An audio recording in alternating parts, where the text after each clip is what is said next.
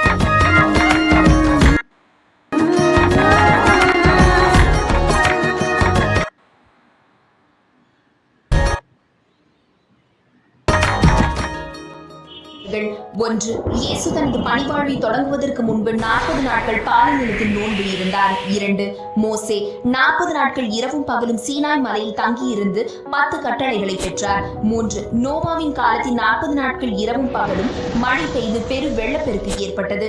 4, எலியா உண்ணா நோன்பிருந்து 40 பகலும் 40 இரவும் நடந்து ஓரேபு என்ற கடவுளின் மலையை அடைந்தார். 5, இஸ்ரேலர்கள் தங்களின் கீழ்ப்படியாமல் 40 ஆண்டுகள் பாலை நிலத்தில் அலைந்து திரிந்தனர். 6, யோனா நினிவே நகர மக்களுக்கு இன்னும் 40 நாளில் நினிவே அழிக்கப்படும் என்று இறைவாக்கு உரைத்தார்.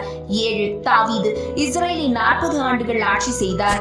8, கோலியாத் இஸ்ரேலுக்கு எதிராக 40 நாட்கள் சவால் விட்டான். 9, யூதா வீட்டாரின் குலத்தை அடையாளப்படுத்த எசேக்கியேல் 40 நாட்கள் வலப்பக்கமாய் படுத்தார். 10, இயேசு உயிர்த்தெழுந்த பின் 40ஆம் நாள் விண்ணேற்பு அடைந்தார்.